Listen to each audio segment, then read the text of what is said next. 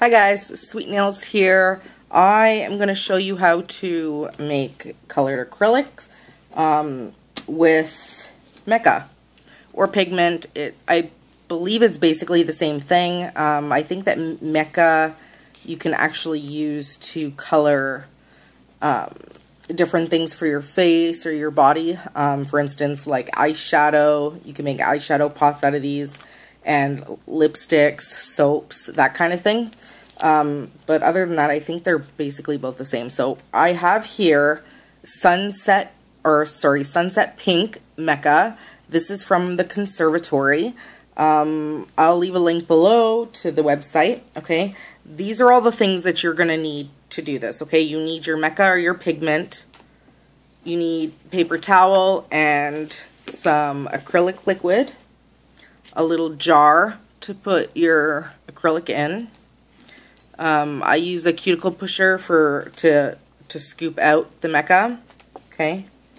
I have here the back of a nail form. You can use parchment paper, something that you can test your acrylic on to make sure that you like it the way it is. Some colored acrylic, some colored acrylic. Yeah, we're coloring it ourselves. Okay, some clear acrylic. This is from DVDC. You need a cuticle brush. Oh my goodness, I think, whoo, I need a drink, girls. Okay, this is an acrylic brush, okay? It's just my little crappy one that I use for this kind of stuff. You need a mortar and pestle, which is this right here. This is to grind up the pigments so that there's no lumps, no bumps, and everything is really nice and smooth so that you have a great application. So let's get started, shall we? Oh, also, you may need a measuring spoon for your acrylic. What I like to do is, oh, if I can get the lid off of this thing here. Oh, God, okay. What I like to do is I like to fill this up, this little container. Maybe this is the worst spoon to use for this because it's quite big. Where's my little guy? Okay, so I like to fill this up with acrylic to know this is the amount of acrylic I'm going to use. No more, no less, okay? I like to do it about, you know, almost up to the top. You can kind of see it's not full to the top. That's just so that we have enough for our pigment and everything that's going to go in it, okay? So, let's do that. So now I have that all ready, okay? All we need to do is put some of it in. Now, I just use a little bit. This is 1/4 teaspoon. Okay, I just put that in to help it mix around. Because these acrylic powders, it's like they're small, tiny little spheres. So it kind of helps break down the pigment a little bit. Okay, so what I'm going to do is with this little bit of acrylic, for the jar that I'm using, you really don't need a lot of mica or pigment. Okay, this is, you know, maybe half of a cuticle pusher. Okay, so I'm just going to put that in there. Ooh, and it sparkles in the sky. Okay, leave that open there. Now I'm just going to push it around like this. You can see it gets colored very, very quickly. Maybe you can't because of the light. Okay, just make sure it's kind of broken up there.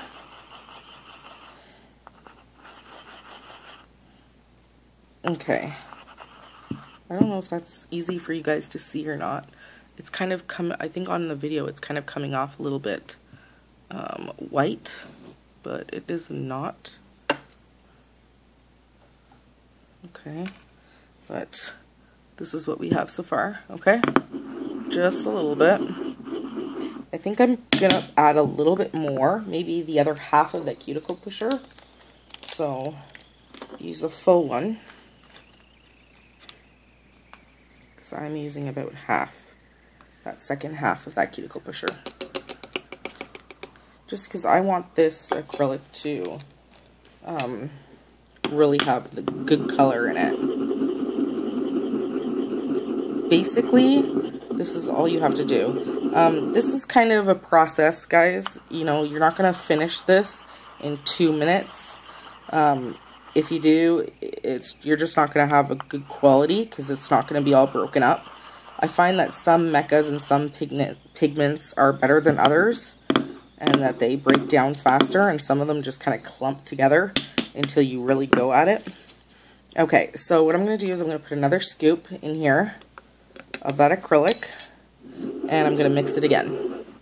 Okay, let me pull this out a little bit for you guys. Okay, and you can leave it straight on the table like this, but everything kind of wiggles with it. So sometimes I like to just leave it off the table, and these things are heavy. This is like a workout for your wrists and arms.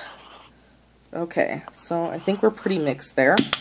So let's do another scoop, and I always do this as 1 scoop at a time. No matter how much I'm making or how little I'm making, I always do it 1 scoop at a time. Just to make sure that, you know, there are no lumps, and if we do have lumps, that we get them all out. Okay? Okay, and then that's the last scoop there.